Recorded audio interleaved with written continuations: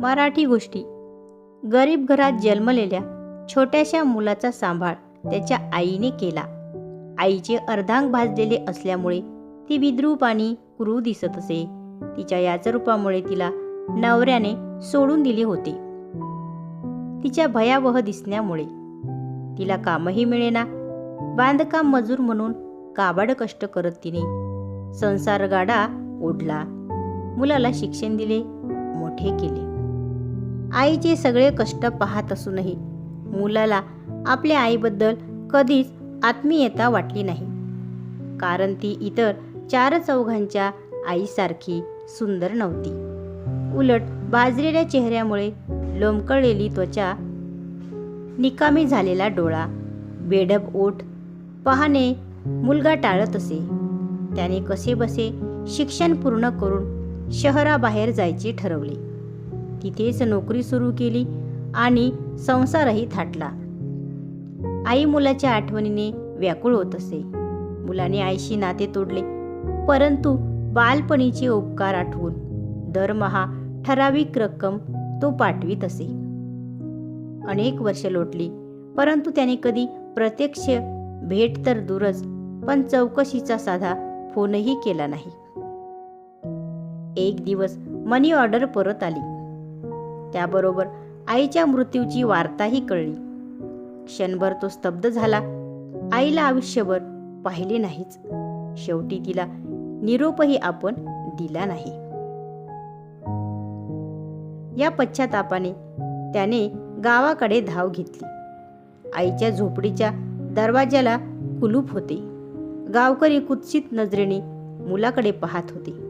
मुलगा शरमेने मान खाली घालत शेजाऱ्याकडे गेला.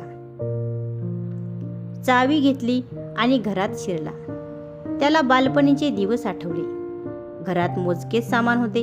एक ट्रंक होती आणि त्यात एका बरणीत पैसे साठवलेले होते. बरणीखाली एक चिठ्ठी होती. त्यात लिहिले होते, बाळा, आज ना उद्या तू नक्की येशील. त्यावेळेस मी जिवंत असेन की नाही माहीत नाही. मीही अशी अडाणी, तू मला भेटायला यावं, तुझा प्रपंच दाखवावा एवढं माझं भाग्य नाही. पण बऱ्याच गोष्टी तुला सांगायच्या होत्या.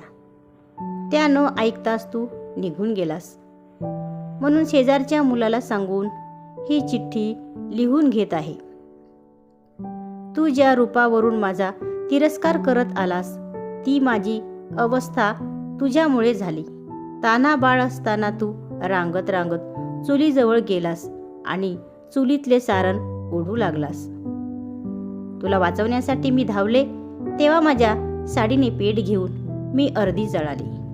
पण तू वाचलास, हेच समाधान. तुझे बाबा सोडून गेले. कष्टात दिवस काढले, हे सगळं सांगायला सवड मिळाली नाही. जेव्हा हातपाय थकून जागी बसले तेव्हा ऐकायला तू जवळ नव्हतास. तू पाठवलेले पैसे मी वापरले नाहीत. या बरणीत जमा करून ठेवले आहेत. तुझ्या मुलांना यातून खाऊ दे. तो तूच तुझ्या पैशांनी दिला आहे, सांग. नाहीतर त्यांना चांडाळणीसारख्या दिसणाऱ्या आजीकडून मिळाल्याचे सहन होणार नाही. नेहमी सुखी राहा. देव न करो तुझ्यावर कधी असा प्रसंग येऊ.